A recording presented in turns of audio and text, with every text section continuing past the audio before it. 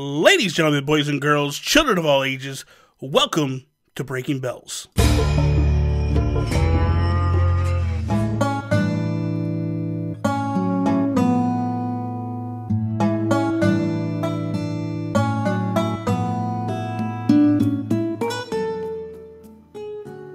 What is up, everybody? Bobby here, the Nintendo Guru, and welcome to another episode of Breaking Bells. I did that totally wrong because I was supposed to say something else, but that's fine. It doesn't matter. We're just going to keep going. Here's what it is. Joining me today is the king of PSVG, Mr. Kevin Austin himself. What's up, sir? What is up, man? I have my cup of Joe, and I'm ready to talk some Nintendo. Oh, this is a different show. This is a different show. Different show. Okay. You're close. I thought it was weird that we're at a McDonald's and not a coffee shop, you know. Totally different. Totally different. Yeah. Man, so I got to preface this with a couple of things. First off, Kevin and I did an episode of Breaking Bells a long time ago. Yeah. And I lost the entire thing. When I went to go edit it and actually put it, because what I used to record those episodes, we didn't actually do live episodes. And then I went to go put it up and I was like, I can't find it. And I'm like, this is crazy. I can't find it. And you actually mentioned me, like, yo, man, whatever happened with that? And I was like, by the way. And then we did an episode of Nintendo Talk, and I got, what we get, like 30 minutes in? And I realized I wasn't recording? Yes. And we had to redo it. Oh, it was so horrible, man. So hard. We, like, skipped a whole bunch. Like, it was bad. Oh, yeah. Because we had great conversations going on. So, I want a couple of things. Number one. If you ever go on We the Gamercast again and mock my age, you and I are gonna have issues, all right? I did listen to the show, and I was a little taken aback by your little jabs at me. Well, it's because I don't often get to poke fun of somebody else being older than me. Oh, is that what it is? So I had to take the opportunity because it doesn't come across in PSVG land. I am the old man. Like me and Dev are the two. I think, although Delvin I think beats us, but like I'm in the older guy category, so I don't get the opportunity to take those jabs very often. Yeah. So. And then you got me all excited, man. I thought you guys were bringing back Make Us Better, and then you pulled the rug out from underneath me on that PSVG announcement, and you guys are killing it over there, man. I got to tell you. And it honestly, it's an honor to work alongside, because I feel like we all work alongside each other, and I feel like what you, me, and Capri does, and what PSVG does, I think we're side by side. I think this is my opinion. I feel like kind of what we do pushes you guys, what you guys do pushes us, and it's constantly this back and forth of, you know, who can listen. You and I had this conversation before, and I am back to my old self. I am cranking out so much content. Yes, you are. That I am challenging all of PSVG to step up and bring some thunder. All right? I'm sorry. The 10 Patreon exclusive shows a week we pump out isn't enough on top of the 5 weekly shows. You got like 15 people recording. I'm by myself. We got an army, and we're doing video game reviews. Yeah, you guys are killing it. You guys are killing it. Seriously. So I would encourage anybody to go over and check out everything they're doing over at PSVG. You got PSVG.com, correct? .blog. Okay. Yeah, Donnie didn't want to pay for the .com anymore, so. Oh, good God, Donnie. Stop being so cheap. Good Lord. How much was the .com? I'll pay for the .com. Oh, I have no idea. Donnie funds almost everything, though, so I know. Not him on that. That's... And I forget the exact reason why we did it, but we let it go at one point. Yeah. Kevin and I met at Extra Life this year. You came down, I went up. We met a little in the middle, off to the side a little bit. Yeah. But we went to New York and we did Extra Life this year. This guy kills it, right? Brings in so much money. And then on top of that, like he literally is streaming all night long. You crushed it, man. I took it very serious. Not even the fundraising part was total accident. So yeah, I did work my butt off to get there. Whereas Sean obviously crushed me in the end. But that was part of the whole thing of the two of us poking at each other to get people to donate more. Like, Callow would donate $100 to Sean. I'm like, Callow, what are you doing? Next thing you know, Callow's donating $100 to me. Things like that. Like, we're just poking the bear. Yeah. It was all for a great cause. But the streaming part I took very serious. That's something like I've always seen Extra Life, and I never tried to do it. And I was like, all right, well, if I'm going to do it, I'm going to do it right. Yeah. And I'm going to try and stream the whole time. So I got up to go to the bathroom, and I ate while I streamed. That was about it. So, like, I didn't take any breaks or anything like that. I want to make a promise to you. Are you doing it again this year? I believe I am. The plan is to do it again this year. Okay. Yep. If you're doing it, if you're definitely doing it again, I will do it again. I will make full arrangements to basically be there a day early Ooh, so this way okay. I'm not driving. Yeah. Because that's what killed me. I drove all yeah. them out, and I was like, I can't stay up. Well, you had to work too, didn't you? You worked that day. I worked that day, and then Yeah. I drove up. So I will take the proper days off, right? And then I will literally sit right next to you the whole time. And you and I will string together, and we'll play a little Fortnite together. Maybe some Animal Crossing. Yeah. You know, maybe we'll join each other's towns in Animal Crossing. And There you go. Yeah. I'm down for it. You realize we're 8 minutes in, and we haven't talked about anything Animal Crossing yet, right? Well, you said Animal Crossing. You said Breaking Bells. That's so true. I mean, you mentioned Animal Crossing. Yeah, it's fine. People are expecting Animal Crossing podcast, and they're probably raging right now. Trust me, my fan base now is completely, which I love. I'm not going to mock them. I'm not going to make fun of them, but it's a lot of women and children now that are following me, and I love each and every single one of them. I just want to say that to you guys. I love all the support you guys are giving the channel. They literally come in and flock and watch every Breaking Bells episode, and they're all like commenting on it, and it's amazing. I love every. Well, I mean, the best thing is right now you literally have two old men talking about their love for a game that's designed for 10-year-old girls. It's fine, but it's true. I can't deny it. It's true. It's true. Okay, so let's stop the nonsense. Let's jump into what we do around here. We're going to start off because Kevin already did this, but we want to kind of refresh it because nobody ever heard it. But Kevin, what was the first Animal Crossing game that you ever played? That would be the first Animal Crossing ever made. So I did start on the Nintendo GameCube. Mm-hmm. I watched the development and unveiling of this game, saw it in all the gaming magazines because those were a thing back in the day, boys and girls. And I was interested right off the bat. I was like, hey, I like this premise of a game that doesn't really have a purpose. It doesn't have an end. There's no strategy to it. You just live your life. And having been a fan of like The Sims and stuff on PC, my wife and I would play that all the time.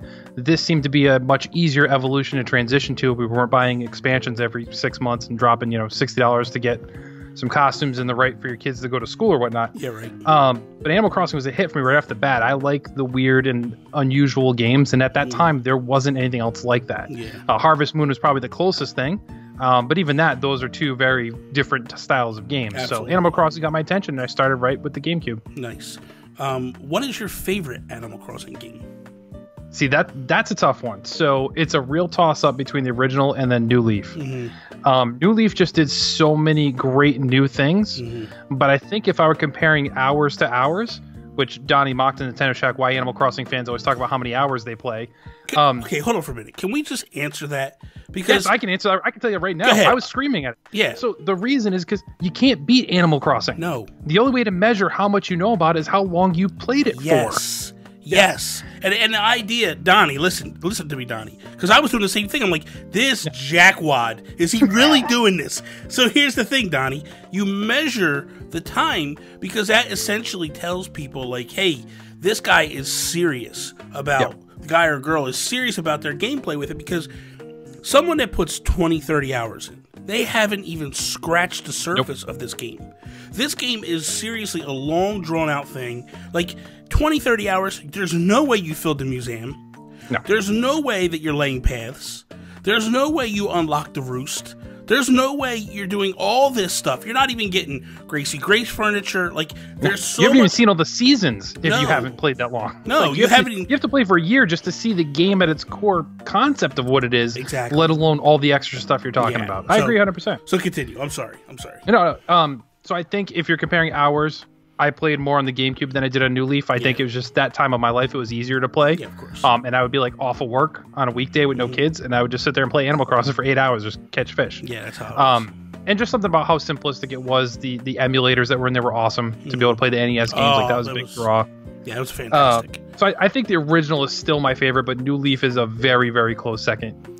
And let's not just jump over that. Let's explain something to people that don't realize that, like, in the original GameCube version, that was the catch for a lot of people like you and I, because there was no such thing as Virtual Console. There was no way to play the original Mario 3, any of that, unless you hooked up your original consoles. Right. And at that point, in that time, retro gaming wasn't what it is today. No, not at all. It was like, okay, I got them. I don't feel like pulling them out of boxes and hooking them up. Like, it wasn't as easy as it is today to, like, just jump in and play all these retro games. So when a game like Animal Crossing basically Trojan horses you with these NES games, it's like, I'm in. Are you kidding me? Like, I was in a big bad way, and that's what did it for me. So, I absolutely, I'm with you on that one. I mean, you think the original NES too at the time, like, I couldn't even think I didn't even have the cords to plug it into a TV because I used the RF modulator as a kid. You had that little switch to when you were on channel 3, you turn this knob and then the NES would show up. Oh my God, like, you were such remember a bum. that? Yeah, I did that on my mom's and dad's TV, and then I actually read in Nintendo Power like, hey, the best way is audio video cables. Yes. And I literally, before my parents bought me a TV for my room, because that was the only thing I was allowed to have a TV for, was for my NES. I wasn't allowed to have cable. I begged, but my dad got me a TV at a yard sale. And I was like, if you're going to get me one from a yard sale, that's fine. But you got to make sure it has the audio video jacks on the side. And he didn't even know what that was. Right. It wasn't a deal. Like, you didn't have, even VCRs back then, you'd still plug in through the coax cable. You didn't use the AV cables for those things. It's crazy. How do we live? How do we See, live? Old men talking about Animal Crossing. Oh, my God. How do we even survive back then? Okay, so what is your favorite Animal Crossing memory? I think it's just the amount of time and getting my wife into gaming. I think this was really the gateway game that got her into it. Because with Animal Crossing was like the first thing she really sat down and spent a lot of time playing on her own, not just sitting with me. Like, we would play Mario Party. I mean, GameCube had tons of those party games. Like, they had Disney ones, Shrek ones, like everything. But Animal Crossing was the one game I would come home from work and find her playing by herself. So that was that connection there. And we just spent a lot of time, early in our marriage. Daughter, firstborn child, like, that was all during that era there. And we just spent a lot of time exploring, catching fish. Oh my God, check out the one I caught today. And we'd save it till we wouldn't donate it yet. We had to save it to show the person we caught it and things of that nature. She would race to get her house bigger than mine, which she always did every time.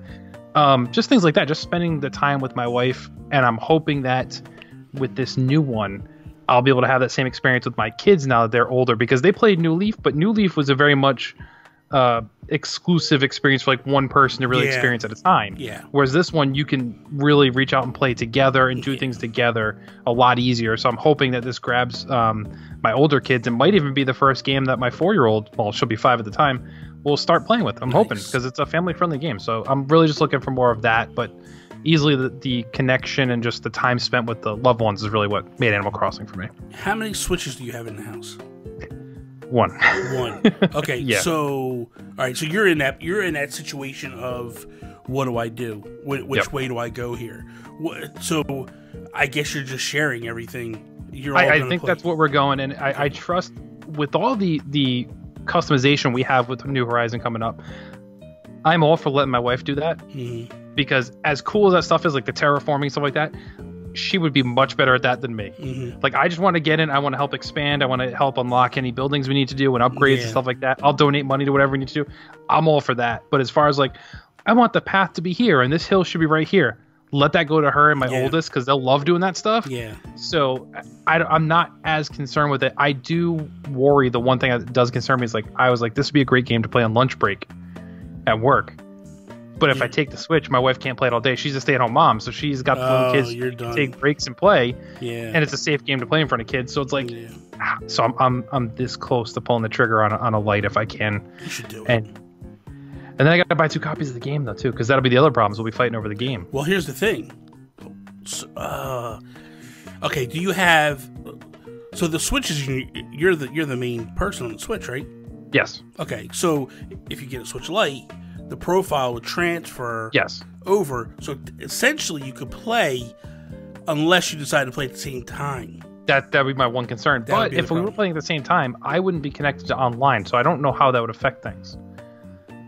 Because you would make yours the primary. To the Wi-Fi for that. Yeah, so you make yours the primary, so that way you can always connect no matter what. Because then the home one would basically connect to the Wi-Fi. Because that's how mine is. My Switch Lite, one of them up there, is the one of the 27.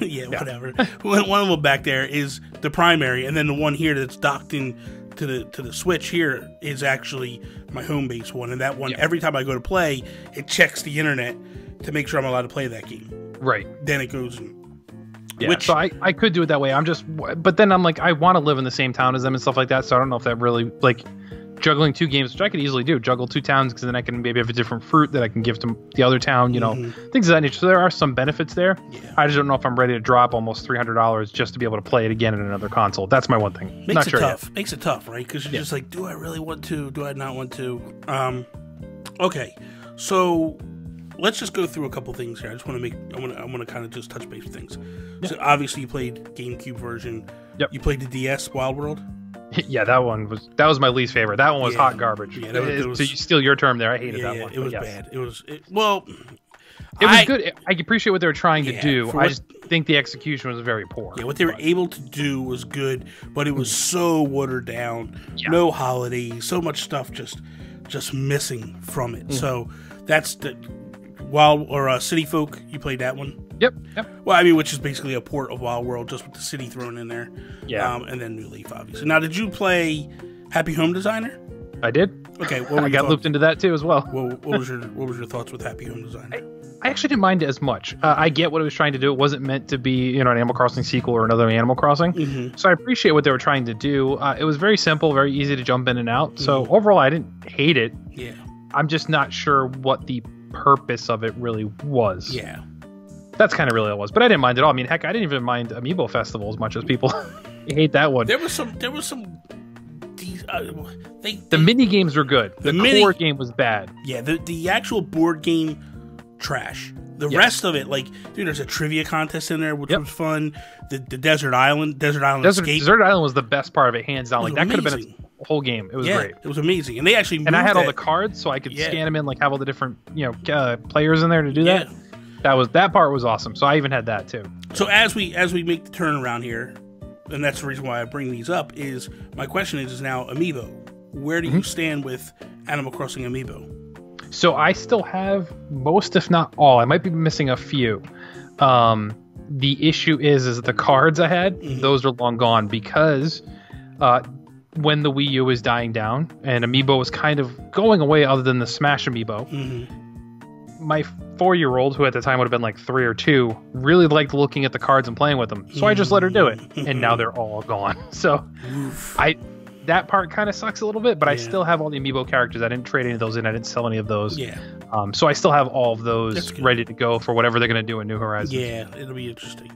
Okay, so now I want to kind of float through the year, because when we did do our episode, we didn't know about Animal Crossing. Nope. It wasn't announced. We knew it was announced, but that was it. We didn't have any details. Yeah. So I want to kind of flow through here. So we see the announcement, right? Tom Nook does the whole thing, whatever. Boom. We know it's coming. We get the static image, very similar to how they handle Metroid. Yes. Then we move into E3. And this is the thing where everybody's kind of freaking out going in because they want to go, I want to see the game. I want to make sure the game is what it is. Yeah. And then they want to make sure that like everything's on par, because we're all expecting it in 2019. That's what Nintendo told us. Yep. So kind of play through what your thoughts are when you see the game and then you find out that it's delayed. Like what's happening in your head? I honestly was crushed when it got delayed. And once again, that's really sad for a, near 40-year-old man to sit there and say, but at that time, that's what I was looking forward to the most out of Nintendo. Yeah. I'm on the record as liking all the weird stuff, like your Chibi Robos, your Pikmin, your Animal Crossing. Like, those are my AAA Nintendo games, even though they're probably not AAA considered by most people. Yeah. I would rather have those over Mario any day. Luigi's Mansion is another one. So I was crushed. But I'd rather have it be good than be out. Yeah. And I kind of don't want something similar to what New Leaf did. As in, New Leaf came out, I played the heck out of it, I put it down, then 3 or 4 years later, they said, oh, by the way, we're expanding it, and we changed the whole game. And at that point, I'm like, man, my town's in shambles. I haven't touched this thing in years, all this stuff. And I felt kind of jaded a little bit. So I definitely went back, I hopped in, and I played it more. But I don't feel I appreciated it as much because it just wasn't there from the get-go. Yeah. I didn't have that momentum to dive back in, because in my head I was already thinking, like, well, I really should be playing this on console, thinking Wii U at the time. But I wanted that TV experience versus the handheld experience, I think, out of all my Animal Crossings mostly. Yeah. New Leaf did amazing things, especially for being a handheld, but I've always appreciated more being able to sit down on the couch and chill and play that game on the TV as opposed to being in my hands kind of deal. So I was kind of under the assumption, at least for me, I was like upset, but then I was like, this isn't a bad thing, because in my mind's eye, I'm thinking, I'm not realizing they're going to do the 2 hemispheres. Yes, and right. I'm thinking, man, I don't want to play in the wintertime. It's the worst. Like, it's terrible. To start off, absolutely. Yeah, it's That's terrible. not the season you want to start. Well, Christmas is awesome, but other than that, yeah, but then the rest is trash. Like, there's no bugs to catch, no fish to catch. It's not the way you want to start that game off. Absolutely. So my tip to people that live in Australia, don't pick the southern hemisphere, because you don't want to go into the wintertime. That's true. Go northern hemisphere. It's the greatest hemisphere anyway. Just deal with it. Just hop off your island, push it up. Exactly. You're fine. Yeah. Okay, so then we turn the corner, right?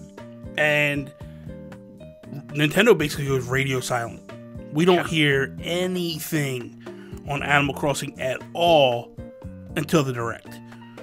So kind of roll me through the Direct now. Where's your head at with the Direct when this all comes out?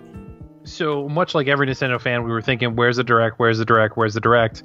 But in my head, I was knowing darn well that the next Direct was going to be just Animal Crossing. Like that, I was fully prepared for that and looking forward to it. And I mean, everything they showed looked great. The island atmosphere, I'm all for that. The terraforming, like they really surprised me with a lot of things that they put into it. So like, okay, now I get maybe why they delayed it so long. Yeah. And just weren't talking about it. Maybe they were trying to make sure that these things would fundamentally work. Can they probably had the idea of doing terraforming, but would this work in a practical application? Maybe they had to mess with that for a long time to make it work. So I'm all for waiting. I'm still missing a few things. So once after the Direct, I will say I've been radio silent with any coverage because I already know I was buying it no matter what. Yeah. So I want some things left to be imagination, but I was a little concerned with certain things I did see in the Direct or didn't see in the Direct more than anything. But overall, like this looks to be the Super Smash Brothers Ultimate of Animal Crossing. Like it looks like everything's there and more than we thought we wanted in the first place. And now that it's here, you're like, oh crap, I do want that. And I never knew I did. Things like, laying down your pass, being able to fully customize your island. Yeah. It's awesome. I mean, they took a lot of care into thinking like, okay, you start off with just the town center to take care of things, but then eventually, you'll still get the Nook shop. Nook's Cranny will be there, and Nookington's, whatever it's going to be called. Yeah. You'll still get all those things. You just have to build up to that. So it's literally like you're going to an abandoned island, and you have to build that civilization up, which is one step higher than what we did in New Leaf. It's the same idea, but we're starting even further back. Like, okay, there's nothing here. You're building everything. Yeah. So I'm all for it. I do. One of my favorite characters introduced, especially in New Leaf, was Brewster. I love the coffee shop. I love working in the coffee shop. I love the little prizes you got for working. Like, I love that thing. I don't know if he's in it. I haven't seen him listed in anything in it yet. And I really hope they bring that back. Yeah. But other than that, I am all in. I've just been jonesing for this for a long time. My Switch, I haven't really played a whole heck of a lot other than review games because I've just been waiting for this. So this is what I want to know. You're watching the Direct. They start filling in the river. And then they hit that back wall, and that back wall crumbles. What's in your mind? What else? God, I was just like, are you serious right now? Like, complete and utter freedom. I'm almost wondering why they let you select a map. Yeah. Like, hey, here's your map. It's like, you might as well just start from scratch. Here's all land. Yeah. You decide if you want a lake or a river or where that's going to be. Like, that's just nuts. You don't need... The only thing that I can determine that you need the maps for is to determine where your town center is going to be, because I don't believe you can move the residence center. I believe that's true. I don't think so. Kind of where it is. That's where your town hall will go, because that's the only thing really other than the rivers that moves around on the maps. So, and they didn't talk about whether you can move that. Now, if we can move it, amazing. If we can't, then I understand the point of picking your map, because you're going to want to kind of pick that layout. That's fair. So it's interesting. It's interesting. Talk to me real quickly. Because you mentioned, but you kind of glazed over it real quickly. What are things that you're a little worried about that you haven't seen or you didn't see? Well, Brewster was number one. Okay. I was a big fan of that thing. I am still wondering how the visitors work. So, like, Kix. Okay. We saw him, but we don't know, like, is he going to permanently be there like he would be in New Leaf? Like, he'd eventually have his little shop. Much like the Able sisters, which I'm sure they'll have a permanent residence. I'm not sure that all the other people will. And how exactly that works. We haven't seen, the bug collectors. We haven't seen, Chip. I don't think we saw anything from Chip yet either for the fishing tournament. So things like that, I'm kind of just looking for those additional characters. We know we're getting tons of new villagers. but I'm still looking for those mainstays that really tie it all together. And where's KK going? He's got to be there. Okay, so I haven't seen anything about that yet. Okay. I'm a little... I don't know what you want to know, what you don't want to know. That's the thing. I mean, you can feel free to tell me. Okay, I just haven't been seeking the information. So in the direct, KK is there. You see him. You only see a sliver of him. He is actually sitting out front of the residence center. Okay. So I don't know whether he starts there and then moves. What my heart tells me is this. I think he starts there and then he comes to you at one time and says, hey, my buddy Brewster wants to open a coffee shop. Can you build the coffee shop? That's phase one in my mind. Second phase is, out of PAX East came a lot of footage. And one of the biggest footages was the museum. And yes, that looks gorgeous, by the way. Oh my God. That's something I didn't realize I wanted, but once I saw that, I'm like, holy cow, that is nuts. It's amazing. So in the museum, there's two things there's a few things that stand out to me that make me go, there's something here. So number one is there's a lab. I saw that. Now. I did see the CSI lab. Yes, thing. But on the right-hand side of that lab is a sign. If you zoom in on the sign, it's a picture of Nat. So the rumor and the theory is that Nat and Chip work in that lab. Okay. And maybe they'll request certain bugs or fish off of you to go get. That'd be awesome. Okay. That would be amazing, right? Yeah, yeah. And then, so that's phase one. Phase two is, where's the gallery? There is no paintings or anything. Oh, that's true. You're right. I didn't see that. So what? You know that's going to be a part of it. So has to be. Where does it happen? How does it happen? How's it happen? The other thing is, the people can run up the staircase. So when you walk into the museum, the fossils are downstairs immediately. Mm-hmm. The bugs are to the left and the fish are to the right. But then there's two stairwells that go up either side, right? Well, when you go up there, it's just a wraparound. You go up, you go across the back, and you come back down. In Animal Crossing history, we've had two different upstairs. Yep. Upstairs number one was Celeste. Yep. Who would do the astrology. Upstairs number two was New Leaf, where you got extra rooms. Yeah, your gallery that you could customize. You could customize. Yep.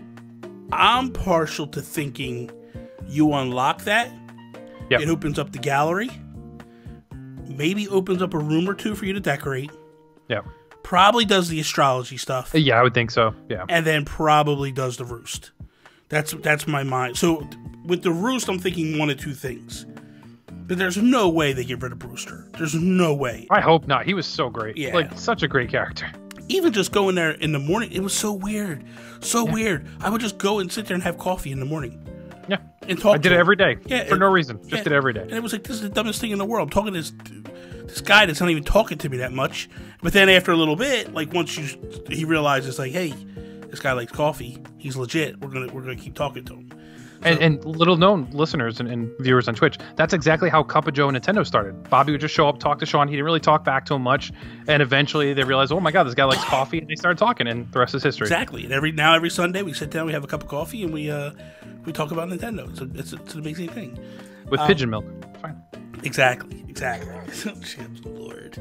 What is happening right now? How do you milk a pigeon, by the way? That never made sense to me. Okay, anyway. So I kind of know the answer to this, but I kind of want to go through it anyway. The museum.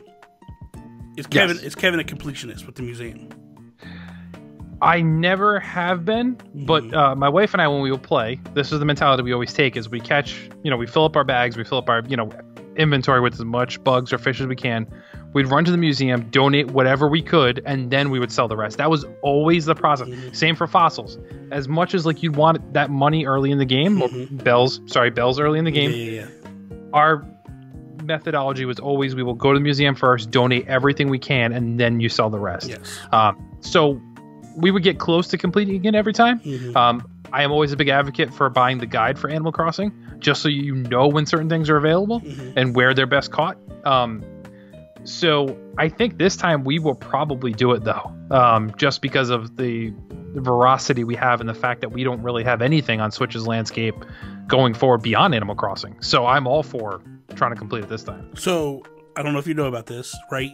There is, as of right now, I don't know if you have an iPhone or not, But as of right now, there is an app on the iPhone called New Horizons Guide.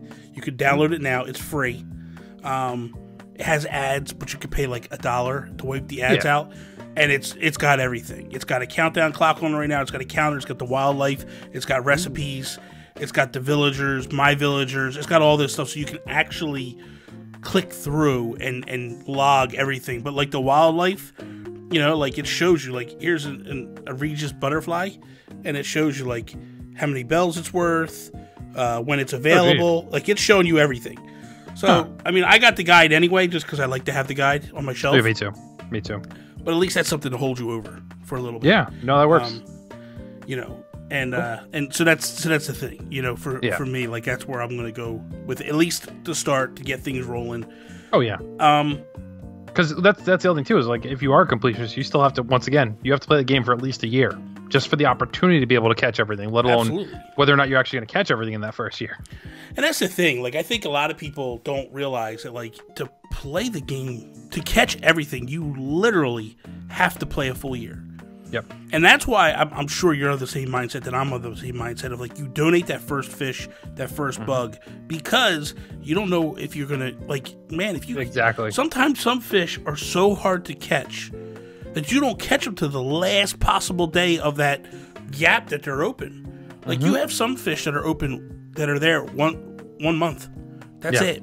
And like you have a small window each day to catch them, and that's it. And you have to know where to get them. Is it in a lake? Is it in a river? Is it in the ocean? Like, is it in a pond? And it's like sometimes you need the upgraded pole, so you can't even do it without with the base equipment too. So yeah, it's gonna be interesting. It's gonna be very interesting how that all works out. Yeah, as much as you look at those guides too, and you say, "Oh, I caught this fish. I don't have this one yet. Oh my god, it's worth so many bells." But in your head, you're like, "Gotta donate it just in case," because you don't know. You don't know, man. You never know.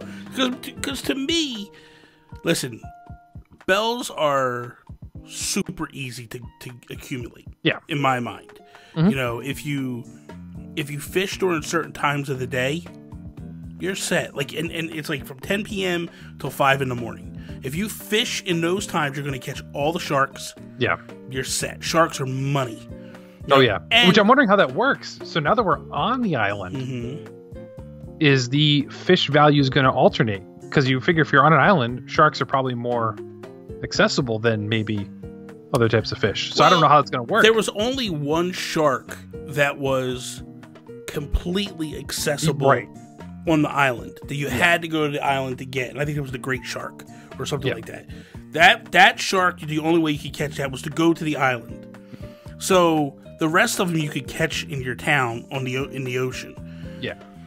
It was just less frequent. I personally never saw sharks that often in town, but I would always see them if I went to the island. It was just much easier to go to the island, fill up your inventory, go back, sell. That's why I'm saying if you fish between 10 and 5 a.m.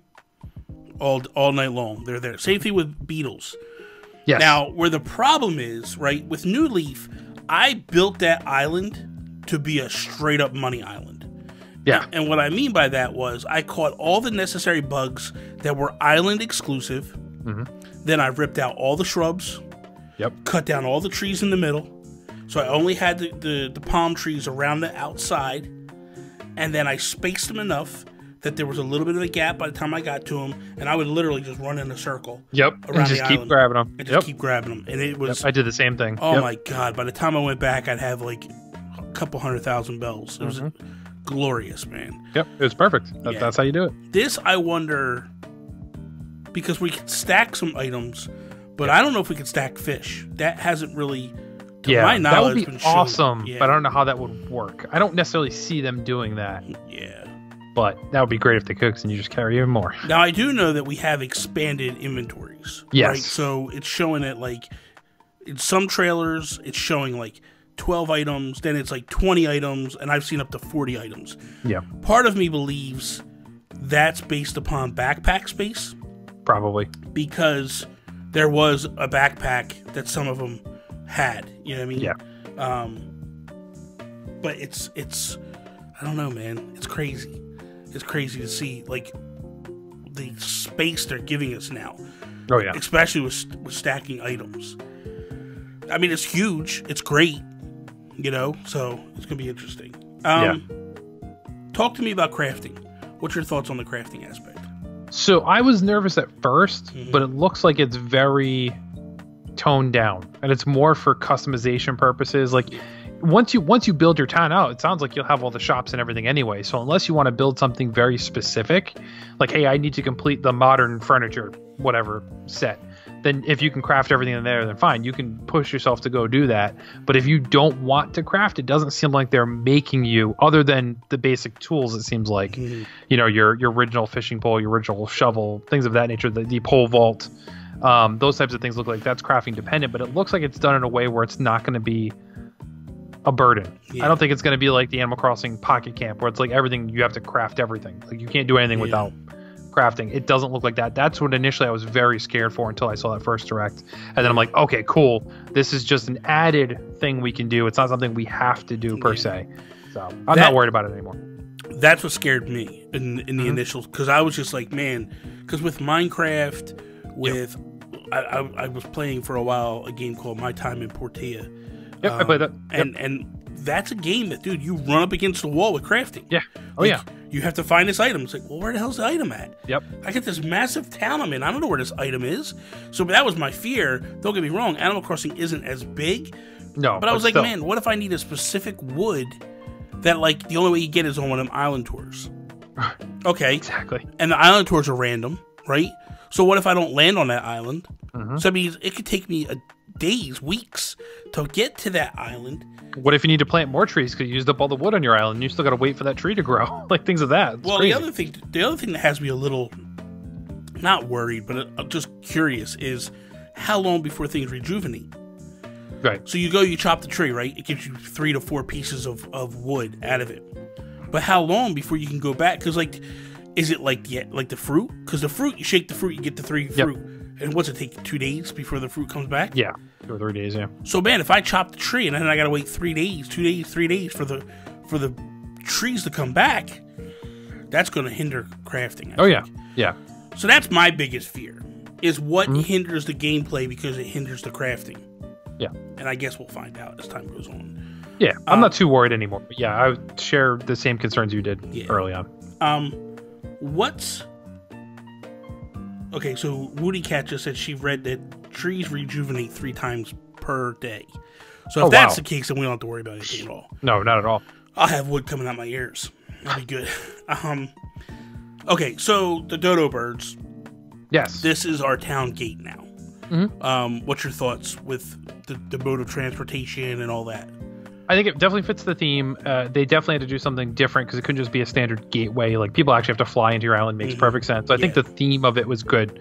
I do like the restrictions they put on it. So like, yeah, you can invite people, but you can limit what they can and can't do. Yes. As far as like who's coming and who's your best friends. That is awesome because that was always my fear playing multiplayer in any Animal Crossing was like, well, I don't want this trash to come in and destroy my town. Like all the stuff I've did, especially now at the level of customization, I definitely don't want people terraforming my island and stuff like that.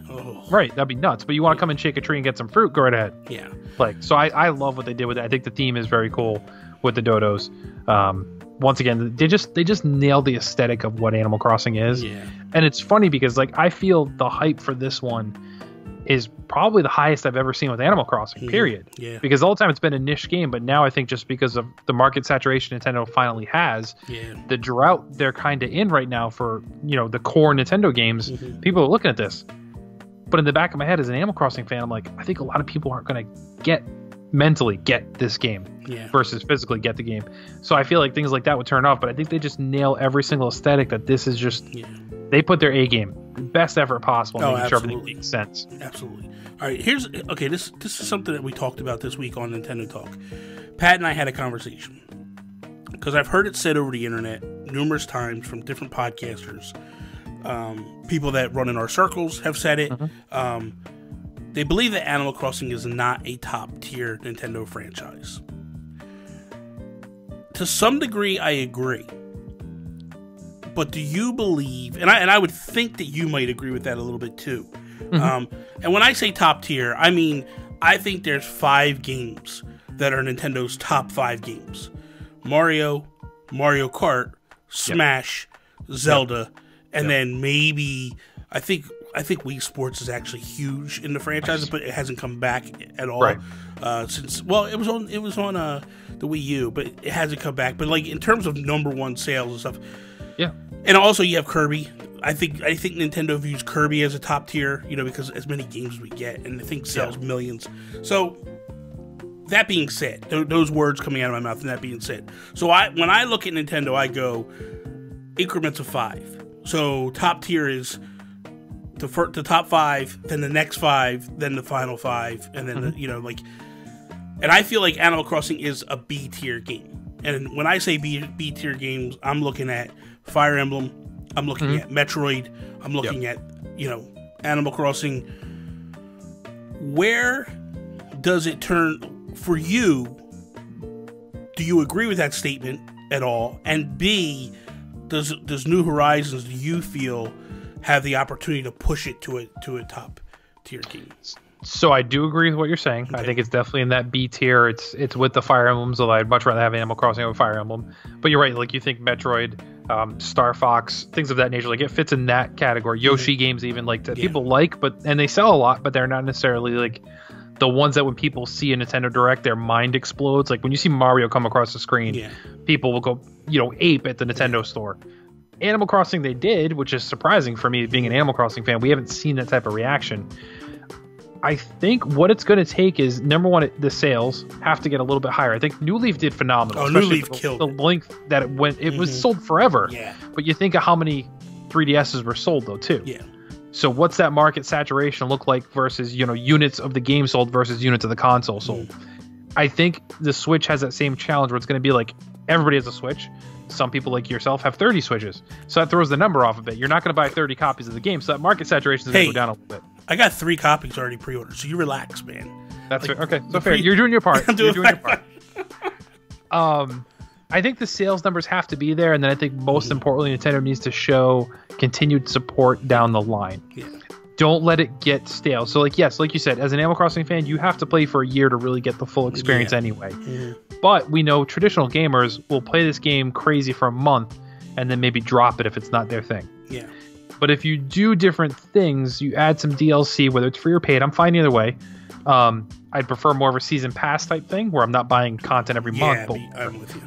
But if you add these different things in there to get people to come back in it, that might be what bumps it to that A tier where people keep going back to Animal Crossing and it remains that evergreen title it did for the 3DS, but now it's in a whole new ballpark. Like 3DS didn't have Breath of the Wild. No. 3DS didn't have, Luigi's Mansion, Mario Odyssey, these types of things. It didn't have those things.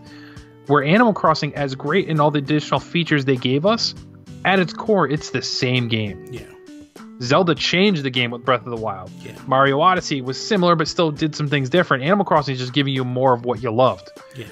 And I think to break that mold, it really has to have continued support, and the sales numbers need to back it up. Yeah. So that people, go out and buy it. Show that the fervor that we're seeing right now, that people actually back that up and buy the game and aren't just hyped and then wait for reviews and go, oh, wait, this is what this is? Yeah. I can't beat this game?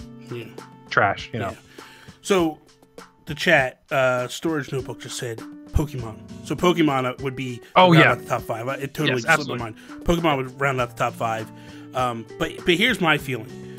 This game to me has the potential to do it because of a couple things. One, it feels more similar now to Minecraft. Yes. Because of the terraforming, because of the paths, because of the creativity that you can do. To me, it takes it to that Mario Maker type thing where you could actually we could see levels start to go viral.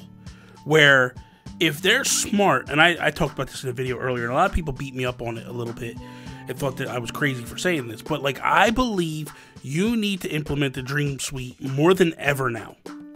Because if so-and-so on Twitter tweets out a little 30-second clip of, hey man, check out my town, here's my Dream Suite code, and that level is really, because dude, you are not going to tell me that we're not going to have Mario levels. Oh yeah. That we're not going to have Zelda levels. Come on. People can actually build, what is it, Offset Island or whatever now? Yep. You can actually build these things because we could terraform and we have the Nintendo items. So you can literally set stuff out and make these cool little levels it is unbelievable what we could do. So I think that if Nintendo is smart, they implement the Dream Suite, because then this allows you to get that viral stuff all year long. Yep. I think that without a shadow of a doubt, they have like 50 million units in the wild right now, right? Yep. Of the Switch. Let's just kick off the crazy. We'll say 45, right? 45 million actual sold to people, right? Yep. And then when you look at that number and you look at like how well Pokemon sold, I think without a shadow of a doubt, this thing could do 5 to 8 million copies the first month. And if it does that, I think it starts to set the trend to be like, this is going to be a game that just continues to sell. This is going to be a game that, hey, I just bought a Switch. I have to buy Mario Kart. I have to buy Smash. Oh, you know what? I'm going to pick up Animal Crossing too. Like, I think this becomes that game because of not just... I really believe that it goes from, hey, this is the game you do your daily tasks to this is the game you create this really cool world. Yep. And I think that's what takes this game from B tier to A tier.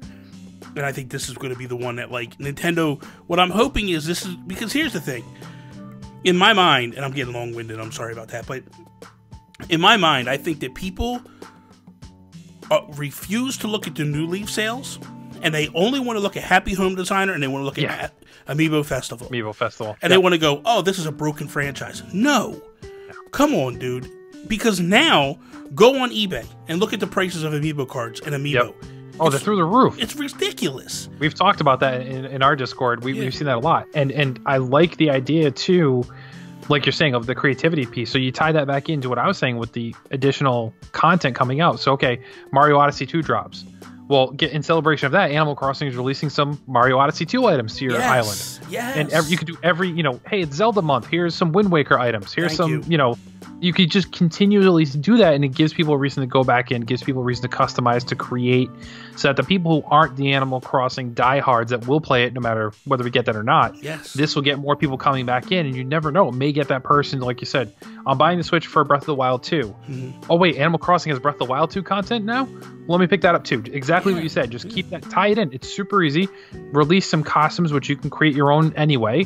So it's not a big deal. Nintendo can just do it and release a QR code and toss a couple items in a month. It's not going to be anything bigger than a normal patch. Their stability patches they like to do. But give us some extra content once every couple months in celebration of a Nick game. So it's cross promotion too. And boom, you got a winner right there. I agree. Even if they did something as crazy as, hey, we're going to reskin the world. You could buy this patch, very similar to how Minecraft does it, where you can reskin the world. How cool would it be to be like, we're going to reskin the world, right? This month, you can buy this reskinning, $20, right? Well, I'm just going to throw a number out there. It's whatever. And when you buy this $20, all the villagers dress like they're Hylian, right? They all have outfits like that. The weeds become the grass, like in Breath of the Wild, right?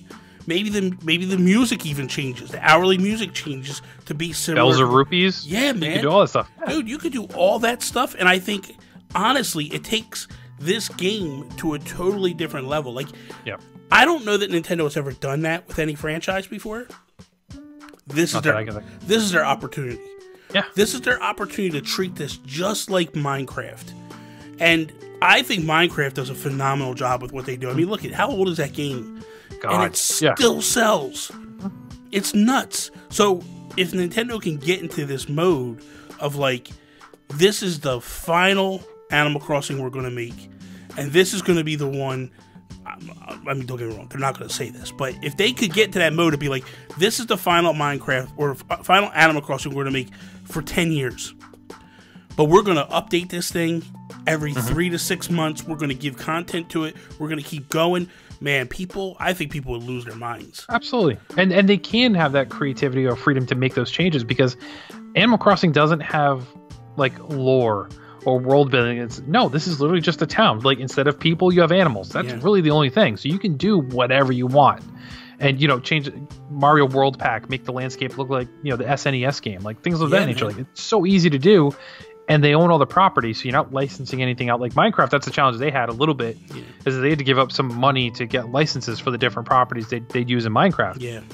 Nintendo's got them. Yeah. Like anything the Nintendo fan will want, it's there. They own it. They can do whatever they want. I mean, even like Mario, like the walls make it like the Mario Dirt and like the oh man, I could see it now and it gets me excited.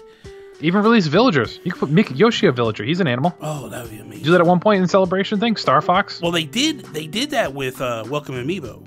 Yep. If you scanned in Ganon, it gave you a pig named Ganon. That pig. Yep. That thing, dude. Oh, please, awesome. Please bring that back. Like, please make that a thing. Yeah. I'm really hoping they let us scan all of the Amiibo. Like, I would love to be able. I've said this before, but I would love to be able to scan all the Amiibo and then be like, "Hey, man, here is Mario Odyssey, Mario," and you get a white top hat, or you scan in Lucas and you get like a Mother 3 shirt. Like, don't get me started on Mother 3. I only did that to mess with you a little bit. Yeah, I know. Oh, I know. I'm not biting that one now. I know. It's a different show. That's for a different show. That's for a different show. I know. So with New Leaf, we had Tortimer's Island. Yeah. And Tortimer's Island is where you would go with friends to play games. How important is it to have something like that for you? Little. I barely use that function. Mm-hmm. And I think with the island tours, they still have that as a possibility. They haven't talked about it much. Yeah. But I bet they'll still have those types of mini game type experiences as part of the island tours. If you get everybody on your island, or if you're doing couch co-op, you can go off and do an island tour and still play those types of things. Ultimately not important, nice to have. Yeah. But doesn't drive the. It felt. I don't want to say it was forced because it was definitely done in the spirit of what Animal Crossing does, but it didn't quite feel like it belonged. Yeah. Because we never really had mini games in an Animal Crossing game. I get why they did it. It was adding a little, added feature for your money, a little more bang for your buck, give you something extra. But ultimately, it didn't really move the needle for me now. I did it a few times. I had a few people over, and we would go do stuff. I mean, it was fun because honestly, for me, when you're at the island, other than trading, what is there to do? Exactly. What is your thought pattern with the mobile app that we're getting for this? So I get what they're doing with it that we've seen so far. Now, who knows? There could be a lot more that they can unveil either pre-launch or post-launch. I would love for it to actually work like your Nook phone. That's what I really want. Mm-hmm. I don't think we're going to get that, at least not at launch. Maybe that's a 6 months down the line update. I understand they don't do the voice chat, so I get you have to chat through there and whatnot. I love the fact that you can text and it will pop up on the screen for people who don't want their kids talking. Like, that's really awesome. That's so cool. And it's safe, so even if you have air quotes strangers coming to your island as a child or as a parent with your kids playing, you still know that it's not like Fortnite where people have open mics and every other word's an F-bomb this, F-bomb that, so you gotta mute everything. So I appreciate what Nintendo is doing there. I just want it to be a little bit more because I feel like all of their mobile stuff so far, other than their mobile games, have been big misses as far as what the gamers want out of the Nintendo apps. So I hope that they come around eventually and make a Nook app, Nook phone app, do it that way. But I think the only thing I want from this app is to be able to get exclusive items that you can buy similar to Splatnet. Splatoon, that'd be awesome. That'd be awesome. Yeah, that'd be cool. To be like, you log in, and here's Nook Online, and you could buy an exclusive hat that you can only get through the app. Yep. And then you buy it, you have to have the bells for it, you buy it, and then you go in-world, and you pick it up at the residence center or something like that. Like, that would be so cool. Or it just gets mailed to you. You show up and it's at your mailbox. Oh, that's true. Yeah. But speaking of which, we haven't seen. No, we did see a post office number. The post office at the airport. Yeah.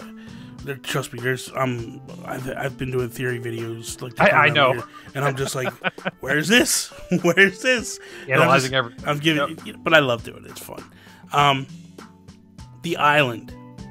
What do you believe that the island is the island, or do you believe that we can expand it and grow it as well?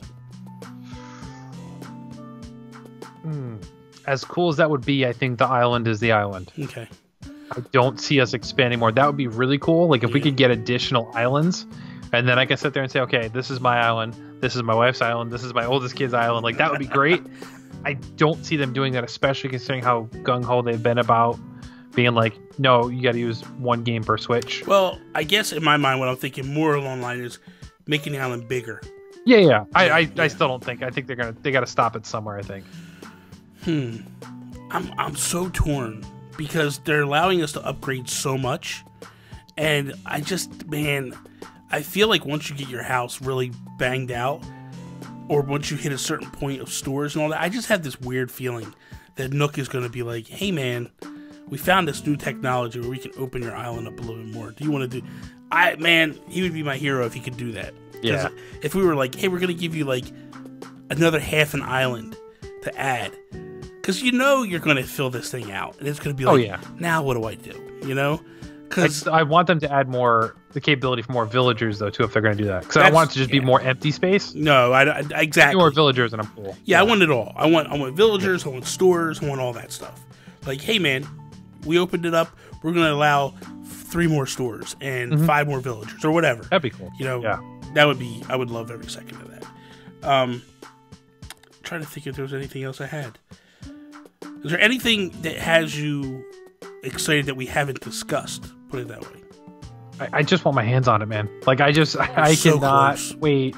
I know, we're so close. I look at it, and days. You know, the whole Corona thing going on, I'm thinking, like, okay, eventually, is my state going to be quarantined? We're in a state of emergency in Rhode Island, so we have that going for us. I'm waiting for them to sit there and say, like, okay, you can't go to work, which my job I can do remote, so that's fine. I can still work. Yeah. But I'm like, it would be great to just slack off and play Animal Crossing. How great would that be? To be like, it's the perfect game for that. So if it's going to happen, it needs to happen post-launch. I don't want to start the quarantine before launch. I want to be able to dive into it. I took a vacation from the 19th to the 26th, and I'm like, the minute they announced the date, I literally walked into work and I was like, I'm taking this day and this day off. And they're like, you're nuts. Why are you booking a vacation almost a year out? And I'm like, trust me, I need these dates off. Don't want to hear nothing about it. Don't give me no flack. That's right. I did the same thing for the PSVG house party. So they're like, wait, you're doing what? I'm like, yeah, I'm going to Ohio to cover a conference that's happening in California for a week. And they're like, you're such a nerd. And I'm like, oh. So I have that and I have extra life. So I'm like, I really can't take another game-related vacation. So yes, you can. You know, don't listen to them. Yes, you can. Kevin, thank you for coming on today, man. I'm so glad we can finally do this. Yeah, right. For a second time. At least this one's actually out there. People heard us talking. Yes. Do me a favor, if you can. Please let the people know where they can find you and all that good stuff. Yeah, so you can follow me on all the social medias at PSVG Kevin. That stands for Play Some Video Games. You can follow everything we do at PSVG at psvg.blog. That'll give you connections to all of our shows. Basically, we're a gaming pop culture podcast network at this point. We cover everything gaming, whether it's Xbox, PlayStation, Nintendo, board games, movies, everything is covered there. So if you liked what I said or are interested in me, please check me out on the PSVG Prime show. But just psvg.blog, you can find all of the things. I just want to go over a couple of little housekeeping things for here. Number one, we do have a Discord becoming very, very active. We're getting some great people coming and joining us there. So please come check us out there. Tomorrow night, we will have Chris Johnston of Player One Podcast. He actually used to be an editor for EGM Magazine years ago. So we're going to talk some Animal Crossing with him. It's going to be fantastic. Every day this week. And by the way, we started filling up next week as well with shows. We're going at it, baby. We're going at it. So I have basically the rest of this week, I have Chris Johnston, I have Tony Baker, and I have Dan the Man. Then I'll take a Saturday, Sunday off because I got to just make regular content for a little bit. And then Monday, I have Frankenstein Gaming coming on. And then I have Drew from the House of Mario podcast. So it's going to be fantastic. Please check that out. Other than that, you can follow me Instagram, Twitter, at Nintendo Gurus, and on Twitch as well. My bad. Forgot to do that. That is all. Peace out, Preston.